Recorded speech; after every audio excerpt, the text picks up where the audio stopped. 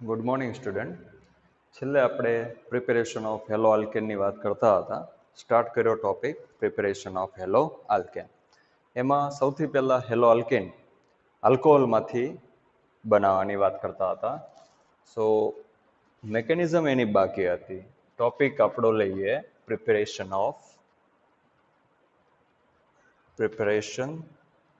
Of hello alkane. એમાં number 1 from alcohol. આલ્કોહોલમાંથી reaction આપણે જોઈ ગયા ROH plus concentrated HCl સાંદ્ર HCl ZnCl2 સાથે ગરમ કરવામાં આવે. This reaction is a substitution reaction and nucleophilic substitution reaction. So R single bond Cl plus byproduct is H2O. હવે આ આલ્કોહોલ આપણે એવું કીધું કે પ્રાઇમરી, સેકન્ડરી અથવા તો ટર્શરી હોઈ શકે. જો ટર્શરી આલ્કોહોલ હોય તો ZnCl2 અને ગરમ કરવાની કોઈ જરૂર નથી, કારણ કે એનું રીઝન આપણને મળશે એની મિકેનિઝમમાંથી. મિકેનિઝમ જોઈએ તો ખ્યાલ આવશે, કારણ કે આ રિએક્શનની જે મિકેનિઝમ છે એ કાર્બોકેટાઇન ઇન્ટરમીડિયેટ દ્વારા થતી હોય છે. તો કાર્બોકેટાઇનની જે સ્ટેબિલિટી છે એના ઉપર ડિપેન્ડ કરશે કે રિએક્શન કેટલી ઇઝીલી થશે અથવા તો ડિફિકલ્ટીથી થશે. સો મિકેનિઝમની વાત કરીએ ને, હા, કે પ્રાઇમરી અને સેકન્ડરી આલ્કોહોલ હોય તો ફરજિયાત ZnCl2 એડ કરવું પડશે અને ઊંચું તાપમાન આપવું પડશે, તો જ આ સબસ્ટિટ્યુશન રિએક્શન થઈને હેલો આલ્કેન બનશે. તો હું અત્યારે ટર્શરીની વાત કરું. ટર્શરી આલ્કોહોલ લઉં, મેકેનિઝમ જોઈએ આ રિએક્શનની.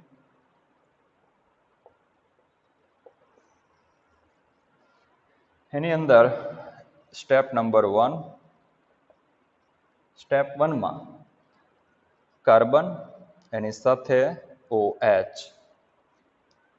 Now here CH3, CH3 and CH3. This is a tertiary alcohol. આપણે આગળના ધોરણમાં સ્ટડી કરી ગયા સંતુલન ચેપ્ટરની અંદર પણ આપણે લુઈસ એસિડ લુઈસ બેઝના ટોપિકની અંદર ઇલેક્ટ્રોફાઇલ અને ન્યુક્લિયોફાઇલની વાત કરી. એ સિવાય આપણે કાર્બનિક રસાયણ વિજ્ઞાનના પાયાના સિદ્ધાંતો 11મું ધોરણ હાઇડ્રોકાર્બન ચેપ્ટર, એની અંદર પણ આપણે ન્યુક્લિયોફાઇલ અને ઇલેક્ટ્રોફાઇલની ડિટેલમાં ડિસ્કશન કરેલું કે જરૂરી નથી કે ઇનઓર્ગેનિક સ્પેસીસ જ ન્યુક્લિયોફાઇલ ઇલેક્ટ્રોફાઇલ હોય. ઓર્ગેનિક મોલેક્યુલ પણ અથવા તો ઓર્ગેનિક સ્પેસીસ પોઝિટિવ નેગેટિવ આયનો પણ ન્યુક્લિયોફાઇલ અને ઇલેક્ટ્રોફાઇલ તરીકે વર્તા હોય છે. તો અહીંયા આલ્કોહોલ છે ને એક સારો ન્યુક્લિયોફાઇલ તરીકે વર્તી શકે. હા, આલ્કોહોલમાં હાઇડ્રોજન છે, એના ઉપર આંશિક ધન વીજભાર હોય, અહીંયા આંશિક ઋણ વીજભાર. તો આ જે હાઇડ્રોજન છે એક ઇલેક્ટ્રોફિલિક સેન્ટર પણ બની શકે. હાઇડ્રોજન એસિડિક છે કારણ કે હાઇડ્રોજન OH સમૂહનો એક ભાગ છે. તો હાઇડ્રોજન એક આંશિક ધન વીજભારિત હોવાથી, એક પોલાર ગ્રુપનો એક પાર્ટ હોવાથી એક ઇલેક્ટ્રોફિલિક સેન્ટર બની શકે. પણ આલ્કોહોલમાં ઓક્સિજન જે છે એની ઉપર આંશિક ઋણ વીજભાર છે, અને બીજું કે એની પાસે સૌથી ઇમ્પોર્ટન્ટ કે 2 લોન પેર છે. આ લોન પેરને લીધે એની પાસે હાઈ ઇલેક્ટ્રોન ડેન્સિટી છે. જો કોઈ ઇલેક્ટ્રોફાઇલ એની નજીક આવશે તો આ ઓક્સિજન ઇલેક્ટ્રોન યુગ્મ એટલે કે ઇલેક્ટ્રોન ડેન્સિટી આપવાની પણ વૃત્તિ ધરાવશે. મતલબ કે અહીંયા આલ્કોહોલ જો કોઈ ઇલેક્ટ્રોફાઇલ સાથે રિએક્શન કરતો હોય તો એ પોતે ન્યુક્લિયોફાઇલ બની શકે. તો અહીંયા સાંદ્ર HCl સાથે રિએક્શન આમ જુઓ તો સાંદ્ર HCl એટલે કે HCl એક પ્રબળ એસિડ છે. તો HClમાં એનું કમ્પ્લીટલી આયોનાઇઝેશન એના આયનોની અંદર ઇઝીલી થઈ શકતું હોય છે. આપણે જોઈ ગયા છીએ સંતુલન ચેપ્ટરમાં કે પ્રબળ એસિડ છે એટલે એનું લગભગ 100% આયોનાઇઝેશન પાણીની અંદર થતું હોય છે. છતાં પણ એ સહેલાઈથી છૂટું થાય એના માટે આપણે ZnCl2 એડ કરીએ છીએ કે જે ZnCl2 એમાં ઝિંક ઉપર આંશિક ધન વીજભાર હોય અને ક્લોરીન ઉપર આંશિક ઋણ વીજભાર. સો આ પાર્શલ પોઝિટિવ ચાર્જ ધરાવતું ઝિંક છે એ આજે હાઇડ્રોજન ક્લોરીન વચ્ચેનો જે સહસંયોજક બંધ છે, સહસંયોજક બંધના ઇલેક્ટ્રોન યુગ્મને ખેંચવાનું કામ કરશે, જેથી આ Cl ઇલેક્ટ્રોન પેર લઈને ચાલ્યો જશે કોની પાસે? ઝિંક સાથે. તો બની જશે ત્યાં ZnCl3- અને ઇઝીલી આ હાઇડ્રોજન H+ ના ફોર્મમાં છૂટો પડશે. મતલબ કે આપણને ખૂબ જ સહેલાઈથી પ્રોટોન મળશે. ક્યારે? કે જ્યારે આપણે ZnCl2 એડ કરશું ત્યારે. તો પહેલા સ્ટેપની અંદર HCl માંથી, તો હું અહીંયા પહેલા સ્ટેપની અંદર જ લખી શકું કે ભાઈ H single bond Cl it gives to H+ plus Cl minus. Otherwise તમે HCl પણ અહીંયા લઈ શકો, તો હું આમ પણ કરી શકું plus H single bond Cl. Partial positive charge અને પાર્શિયલ નેગેટિવ ચાર્જ.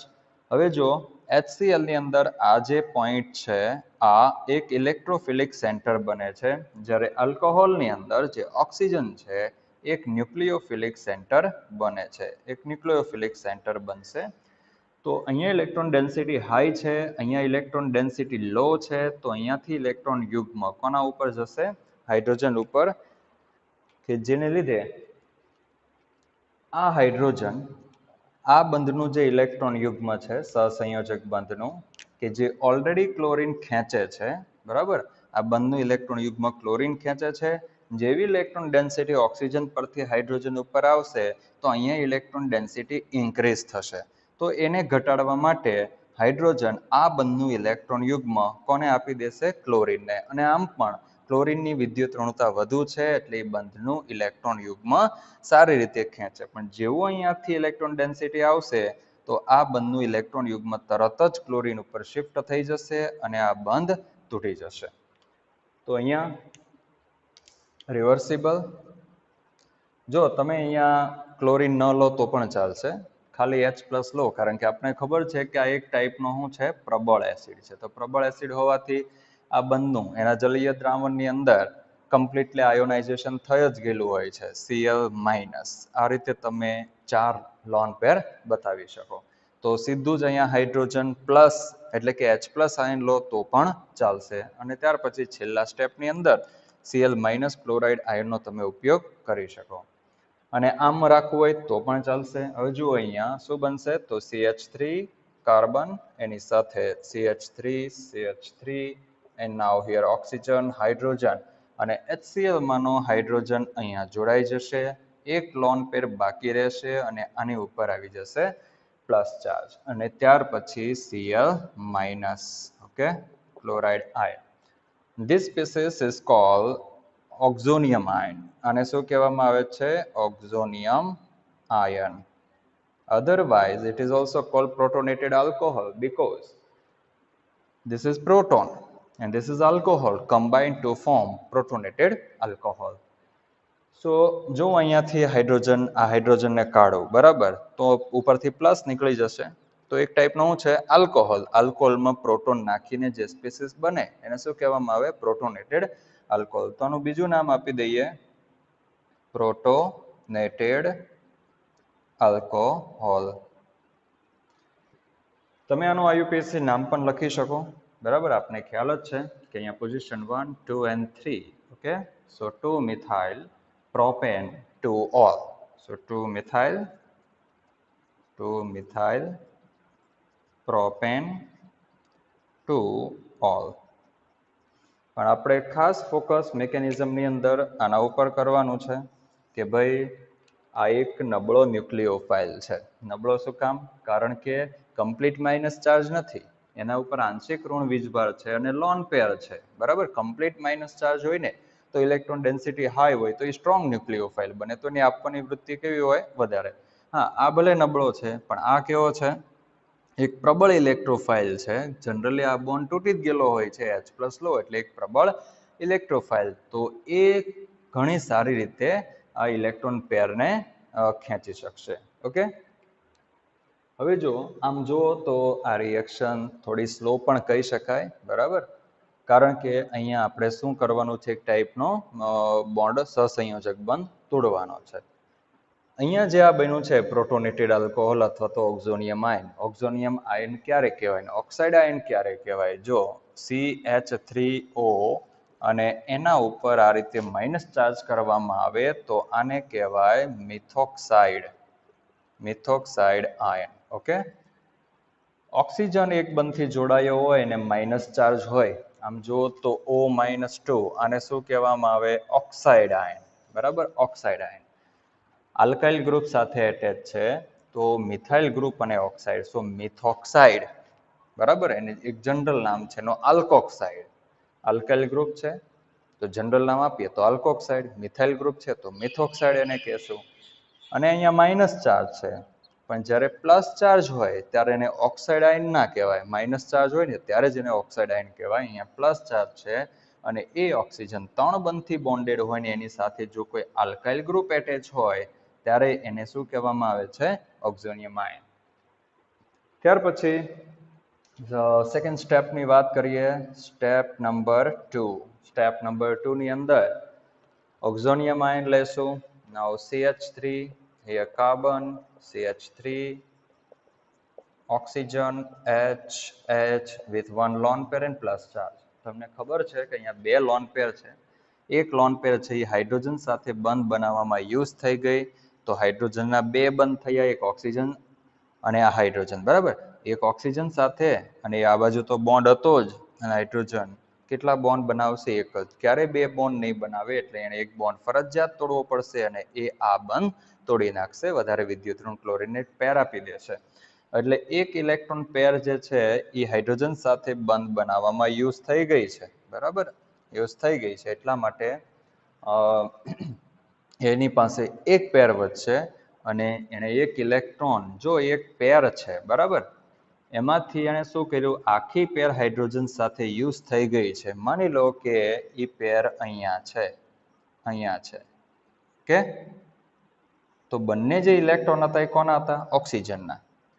હવે આ એક ઇલેક્ટ્રોન ઓક્સિજન સાઈડ છે એટલે ઓક્સિજનનો, આ ઇલેક્ટ્રોન એ ઓક્સિજનનો જ હતો પણ એણે હાઇડ્રોજનને આપી દીધો, તો એક ઇલેક્ટ્રોન એણે આવડો આ ઇલેક્ટ્રોન એણે હાઇડ્રોજનને આપ્યો એટલે એક ઇલેક્ટ્રોન ગુમાવ્યો છે એમ કહેવાય. એટલા માટે એના ઉપર +1 ચાર્જ આવશે. હવે અહીંયા હજુ બીજું આ મેં રિવર્સિબલ શું કામ લખ્યું છે?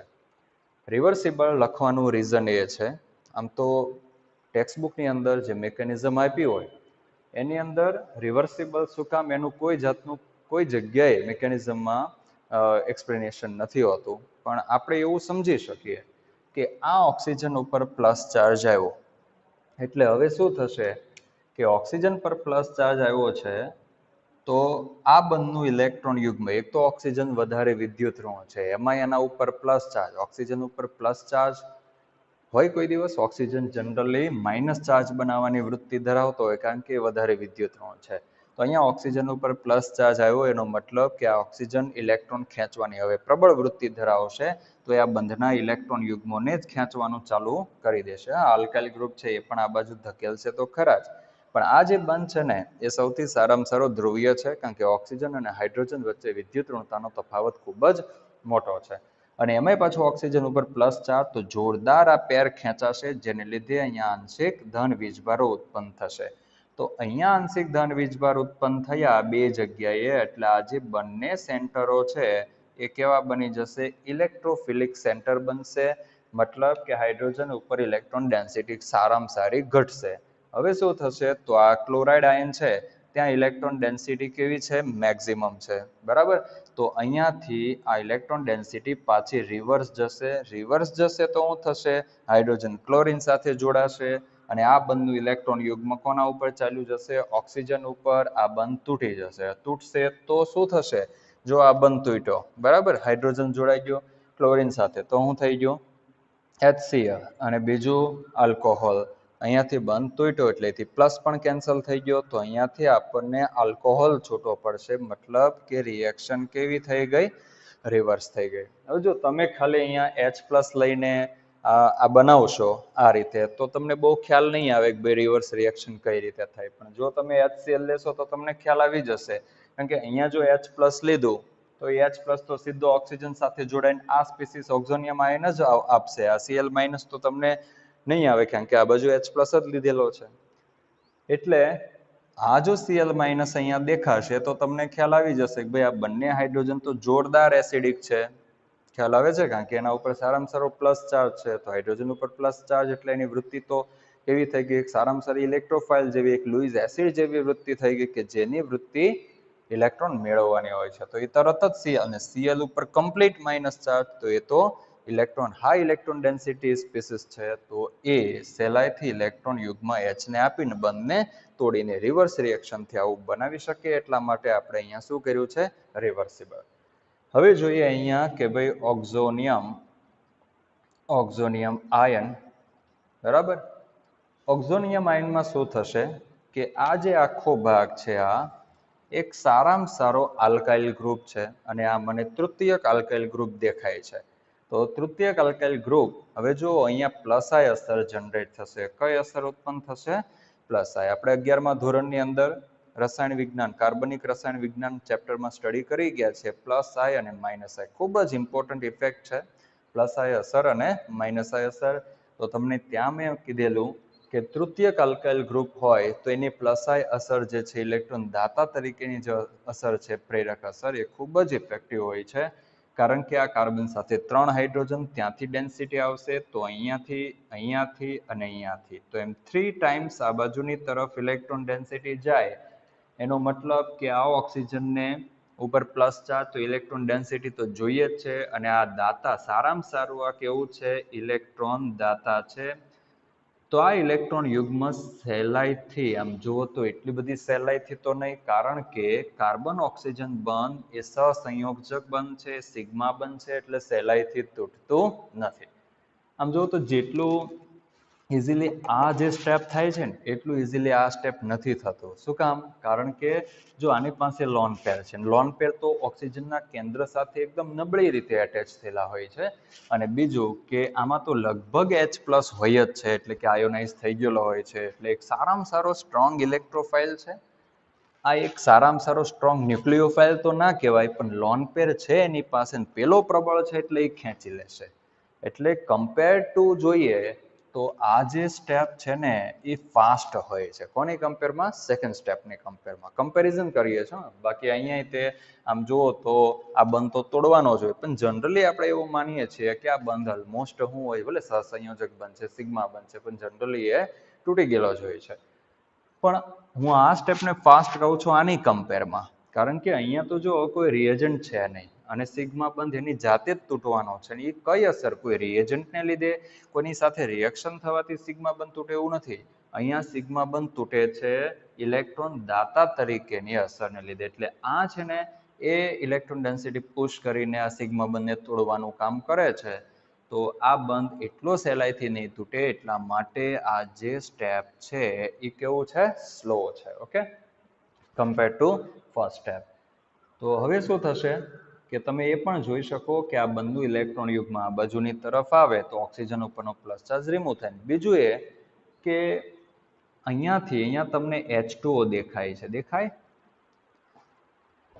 અહીંયા તમને H2O દેખાય છે કે જે H2O એક પ્રોડક્ટ છે, એક કમ્પ્લીટ મોલેક્યુલ છે, અને એ H2O અહીંયાથી છૂટો પડ્યા પછી એ સ્ટેબલ રહે છે. જ્યારે કોઈ સ્પીસીસ છૂટું પડ્યા પછી જો સ્ટેબલ રહેતું હોય ને, તો એ સ્ટેપ પ્રોડક્ટ તરફ જવાની શક્યતા કેવી હોય છે? વધી જાય છે. એટલે કે H2O છૂટું પડ્યા પછી એક પ્રોડક્ટ તરીકે સ્થિર રહેશે. એની ફરી પાછી બેક બીજા એની સાથેના સ્પીસીસ ઉપર એટેક કરવાની શક્યતા ઓછી હોય છે. એટલા માટે આ સ્ટેપ થોડું સહેલાઈથી થશે. હા, પણ આની જેટલું સહેલાઈથી, આની જેટલું ફાસ્ટ એ સ્ટેપ નથી થતું. એનું એક જ રીઝન છે કે આ જે બંધ છે એ કેવો બંધ છે? સિગ્મા બંધ છે. બરાબર. તો અહીંયાથી H2O રિમૂવ થશે, અને H2O રિમૂવ થવાનું રીઝન શું? તો કે એની સાથે જોડાયેલ જે આલ્કાઇલ ગ્રુપ છે તૃતીયક છે, તૃતીયક છે એટલા માટે એની ઇલેક્ટ્રોન દાતા તરીકેની જે ઇફેક્ટ છે એ વધારે છે. તો હવે અહીંયા CH3, જો આમ કરી શકું, આની અંદર છે આમ CH3 આમ પણ કરી શકું, પણ હવે આપણો આ જ ચેપ્ટરની અંદર આપણે સ્ટીરિયો આઇસોમેરિઝમનો સ્ટડી કરવાનો છે, અવકાશ રસાયણ વિન્યાસનો સ્ટડી કરવાનો છે. તો ત્યાં શું થશે એની આમ જો તો વાત નહીં કરીએ તો અત્યારે વધુ બેટર રહેશે, કારણ કે ટોપિક થોડો ડિટેલમાં છે. હવે આ પૂંછડું છે એના તરફ જે પરમાણુ છે એની ઉપર પ્લસ ચાર્જ આવશે, કારણ કે અત્યારે એની ઉપર કોઈ ચાર્જ નથી. આ ઇલેક્ટ્રોન યુગ્મ ઓક્સિજન ઉપર શિફ્ટ થઈ ગયું છે, એટલે ઓક્સિજન ઉપર શું આવશે? હજુ એક ઇલેક્ટ્રોન પેર આવશે ને આણે એનું ઇલેક્ટ્રોન બંધનું ઇલેક્ટ્રોન એણે એનું ગુમાવી દીધું એટલે કાર્બન ઉપર પ્લસ ચાર્જ આવશે. આવું આપણે આગળના ધોરણમાં 11મા ધોરણમાં સ્ટડી કરી ગયા છે. પ્લસ નાવ H2O ઓક્સિજન ઉપર બે પેર, બે લોન પેર. ઓકે, આને શું કહીશું આપણે? તૃતીયક ટર્શરી કાર્બોકેટાયન. ટર્શરી કાર્બોકેટાયન જો થાય શું ત્રિપરિમાણની અંદર શું થાય કે આ જે ત્રણે CH3 છે ને એ આ રીતે હોય છે. આ ત્રણેય CH3 આમ હોય આ રીતે, કાર્બન આ રીતે, કાર્બન CH3 CH3 અને CH3. આ જે કાર્બન છે ને એ 4 સિંગલ બોન્ડથી બોન્ડેડ છે એટલે એનું સંકરણ sp3 છે ને sp3 હોય ત્યારે એ ટેટ્રાહેડ્રલ ફોર્મમાં હોય, સમચતુષ્ફલકીય ફોર્મમાં. આ બાજુ શું હતું? OH. ઓક્સિજન સાથે હું જોડાણું? હાઇડ્રોજન. બરાબર, એની ઉપર પ્લસ ચાર્જ આવ્યો. અહીંયા કાર્બન CH3 CH3 અને CH3. હવે શું થશે? જો અહીંયાથી H2O નીકળી ગયો, બરાબર, તો હવે આ જે પ્લેન છે એ પ્લેનની આ બાજુ તો કશું છે જ નહીં. હવે નથી તો શું થશે? આ બાજુ કશું નથી અને આ બાજુ આ CH3 છે એનો અવકાશી અવરોધ ઊભો થાય છે, તો એ અહીંયા ખોટી ગીર્દી કરવાનો પ્રયત્ન નહીં કરે, એ સીધા થશે અને એક જ સમતલની અંદર ચારે ચાર કાર્બન આવી જશે. તો તમે જોઈ શકો કે એક જ સમતલ, આ એક જ સમતલની અંદર ચારે ચાર કાર્બન આવી ગયા. સો આ કાર્બોકેટાઇન ટર્શરી કાર્બોકેટાઇન કે જે કેવું છે? સ્ટેબલ છે. ટર્શરી કાર્બોકેટાઇન સેકન્ડરી અને પ્રાઇમરી કરતા વધુ સ્ટેબલ હોય છે. હવે જોઈએ આગળ અહીંયા સ્ટેપ નંબર 3 ની અંદર. સ્ટેપ 3 ની અંદર કાર્બોકેટાઇન, સો કાર્બન એની સાથે CH3 and CH3 plus charge. હવે પહેલા સ્ટેપની અંદર જે આપણી પાસે ક્લોરાઇડ આયન મળેલો એ ક્લોરાઇડ આયન થર્ડ સ્ટેપની અંદર કાર્બોકેટાઇન ઉપર એટેક કરશે. જો આ સ્ટેપ પણ એકદમ ફાસ્ટ છે. શું કામ ફાસ્ટ એ તમને હવે ખ્યાલ આવી ગયો હશે, કારણ કે આપણો જે કાર્બોકેટાઇન છે એ કમ્પ્લીટલી પોઝિટિવ ચાર્જ ધરાવે છે અને chloride ion completely negative charge. તો આ જે છે ને એ ટર્શરી કાર્બોકેટાઇન એક સ્ટ્રોંગ ઇલેક્ટ્રોફાઇલ છે, જ્યારે આ એક સ્ટ્રોંગ શું છે? Nucleophile. Complete minus charge, complete plus charge, high electron density અને સારામાં સારું ઇલેક્ટ્રોન ડેફિશિયન્ટ સ્પીસીસ કાર્બોકેટાઇન. તો આ તરત જ આના ઉપર એટેક કરી દેશે અને આ એક પેર જે છે એ કાર્બન અને ક્લોરીન વચ્ચે ઇલેક્ટ્રોનના શેરિંગમાં યુઝ થઈ જશે. મતલબ કે આ ક્લોરીન જે ક્લોરાઇડ આયન છે એનો એક ઇલેક્ટ્રોન ક્લોરીન તરફ રહેશે, બીજો ઇલેક્ટ્રોન કાર્બન તરફ. મતલબ કે બીજો ઇલેક્ટ્રોન એને કાર્બનને આપ્યો કહેવાય એટલે આનો પ્લસ ચાર્જ કેન્સલ થશે અને આને આપ્યો છે એટલે એનો માઇનસ ચાર્જ કેન્સલ થશે અને પ્લસ માઇનસ ભેગા થઈને જે સ્પીસીસ બનાવશે, જે પ્રોડક્ટ બનાવશે એ ન્યુટ્રલ બનશે. સો હિયર કાર્બન એની સાથે Cl અને એની સાથે CH3 and CH3. આ શું છે? તો આ છે હેલો આલ્કેન. બરાબર. અને જો તમારે નંબર આપવો હોય તો તમે નંબર પણ આપી શકો, પોઝિશન 1, 2 અને આ 3. So this is the methyl group and this is chloro. તો એનો આપણે લેશું C. સો નામ ખ્યાલ આવી જશે, 2 ક્લોરો 2 મિથાઇલ પ્રોપેન. ઓકે, આ આપણી પ્રોડક્ટ બની. સ્ટેપ ફાસ્ટ છે. First step also fast, but second step is slow, and therefore this step is our rate determining step. So this is right in short RDS, rate determining step. મતલબ આનું ગુજરાતી થાય વેગ નિર્ણાયક તબક્કો. Okay, તો આખું જે આપણી આ જે આખી રિએક્શન, માની લો કે આ ટર્શરી આલ્કોહોલ હોય તો અહીંયા ટર્શરી હેલો આલ્કેન મળશે. તો આખી જે રિએક્શન છે એનો વેગ નિર્ણાયક તબક્કો કયો છે? સેકન્ડ તબક્કો છે. તમને આમાંથી જુદા જુદા ટાઈપના એમસીક્યુ પૂછાય કે ભાઈ આ જે રિએક્શન છે એની અંદર સ્ટેટમેન્ટના ફોર્મમાં પણ પૂછાય. સ્ટેટમેન્ટો આપ્યા હોય કે ભાઈ આ આલ્કોહોલની HCl અને ZnCl2 સાથેની જે રિએક્શન છે જેને આપણે ગ્રુવ્સ રિએક્શન કહીએ છીએ અથવા ગ્રુવ્સ પ્રોસેસ કહીએ છીએ. તમારી ટેક્સ્ટબુકમાં ગ્રુવ્સ પ્રોસેસ નથી આપ્યું, લખી દેવાનું. આને શું કહેવામાં આવે છે? Grooves process. ઓકે. અને એની અંદર સ્ટેટમેન્ટ આપ્યું હોય કે આની મિકેનિઝમમાં રિએક્શન પણ આપી દેશે. એની મિકેનિઝમ, એની ક્રિયાવિધિમાં પહેલા સ્ટેપમાં ઇલેક્ટ્રોફાઇલની આલ્કોહોલ સાથે રિએક્શન થાય છે. પહેલા સ્ટેપની અંદર ઓક્ઝોનિયમ આયન બને છે અથવા પ્રોટોનેટેડ આલ્કોહોલ બને છે. માની લો કે એવું સ્ટેટમેન્ટ આપ્યું છે કે સેકન્ડ સ્ટેપની અંદર ઓક્ઝોનિયમ આયનમાંથી બાય પ્રોડક્ટ તરીકે H2O છૂટું પડે છે. તો આપણી જે બાય પ્રોડક્ટ મળે છે ને H2O, એ આની મિકેનિઝમના કયા તબક્કાની અંદર મળે છે? તો સેકન્ડ સ્ટેપની અંદર આપણને બાય પ્રોડક્ટ મળે છે. કાર્બોકેટાઇન કયા સ્ટેપમાં બને? તો કાર્બોકેટાઇન પણ સેકન્ડ સ્ટેપની અંદર બનશે. ત્રીજા સ્ટેપમાં શું થાય? તો માની લો કે એવું સ્ટેટમેન્ટ આપ્યું છે કે થર્ડ સ્ટેપની અંદર જે ઇલેક્ટ્રોફાઇલ છે એના ઉપર ન્યુક્લિયોફાઇલનું આક્રમણ થાય છે, એમ પણ હોઈ શકે. અને થર્ડ સ્ટેપની અંદર આપણી પ્રોડક્ટ બને છે. ઘણીવાર કોઈ મિકેનિઝમ, કોઈ રિએક્શનની મિકેનિઝમ હોય એને 4 સ્ટેપ પણ હોઈ શકે. ઇથરવાળો આપણે જે ટોપિક આગળના ચેપ્ટરમાં લઈશું એની અંદર 4 સ્ટેપની પણ ક્રિયાવિધિ છે, પણ સિમ્પલ છે ને ગોખવાની કોઈ જરૂર નથી.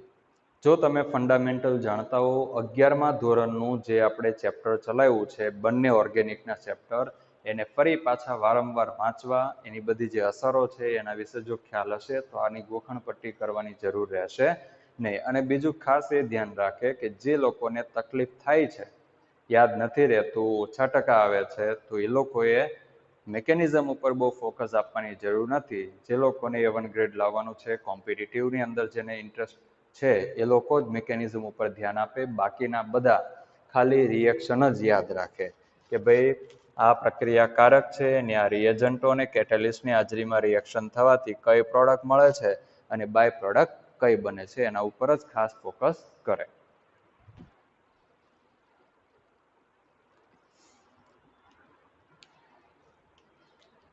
હવે જો અહીંયા જો તમને કહી દઉં કે માની લો કે મારો આલ્કોહોલ જો તૃતીયક આલ્કોહોલ હોય ને તો ZnCl2 ની કોઈ જરૂર નથી.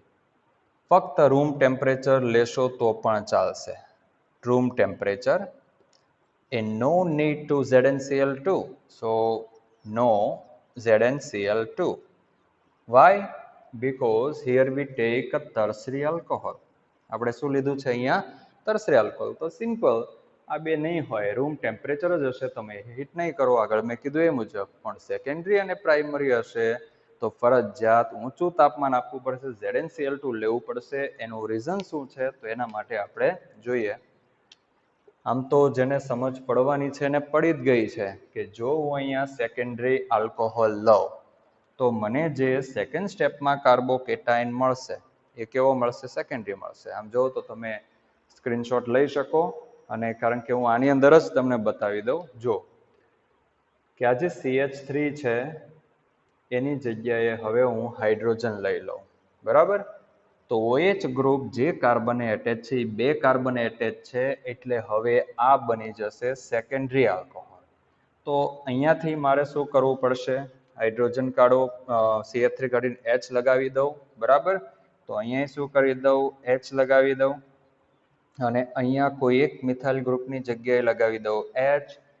તો અહીંયા મારે સુધારવું પડશે, અહીંયા કરી દઉં 2, એટલે કે સેકન્ડરી કાર્બોકેટાઇન. તો સેકન્ડરી કાર્બોકેટાઇન કેવો છે? ઓછો સ્થિર છે, બરાબર? ખાસ ધ્યાન આપે, આપણે આગળના ધોરણમાં ભણી ગયા છીએ. હવે થર્ડ સ્ટેપની અંદર જો હું સેકન્ડરી કાર્બોકેટાઇન લઉં તો આ સ્ટેબલ તો છે પણ ટર્શરી કરતા કેવો? ઓછો સ્ટેબલ છે. એટલે હું અહીંયા ટર્શરીની કમ્પેરમાં less stable compare to tertiary carbocation. તો સેકન્ડરી કાર્બોકેટાઇન ટર્સરી કરતા ઓછો સ્થિર છે. હવે જો આ પોતે જ ઓછો સ્થિર હોય ને તો આને એના ઉપર એટેક કરવામાં તકલીફ થશે. કારણ કે તમારે કોઈના, મેં તમને એક્ઝામ્પલ આપેલું, તમારે કોઈના ફેસ ઉપર તમાચો મારવો છે પણ એનો ફેસ આમ થયા કરતો હશે તો તમે સારી રીતે તમાચો મારી શકશો નહીં. જો એનો ફેસ સ્થિર રહેશે તો તમે ખૂબ જ સારી રીતે 5 આંગળા છપાઈ જાય એ રીતે તમે તમાચો મારી શકશો. મતલબ કે જે રિએક્શન થવી જોઈએ, 5 આંગળા છપાવવાની જે રિએક્શન થવી જોઈએ ઇઝીલી થશે. તો સેમ એવું અહીંયા કે secondary carbocation less stable compared to tertiary carbocation and therefore this reaction occurs difficultly compared to tertiary alcohol. tertiary alcohol કરતા secondary alcohol લેશો તો રિએક્શન થોડી સ્લોલી થશે. હવે જો અહીંયા H લીધો તો અહીંયા શું આવશે? H આવશે અને હું કાઢી નાખું કારણ કે નામ ચેન્જ થઈ જશે. અહીંયા પણ નામ ચેન્જ થઈ ગયું, બરાબર. તો અહીંયા ખાલી આપણે આલ્કોહોલ જ રાખીએ. ઓકે, હવે હું પ્રાઇમરીની વાત કરું કે ચાલો મારે પ્રાઇમરી લેવો છે. અહીંયા H કરી દીધું, અહીંયા H કરી દીધું, તો અહીંયા પણ મારે શું કરવું પડશે? H કરી દેવું પડશે. ચાલો આ કયો કાર્બોકેટાઇન બન્યો? તો આ બન્યો છે પ્રાઇમરી કાર્બોકેટાઇન. ઓકે, તો અહીંયા હું H કરી દઉં.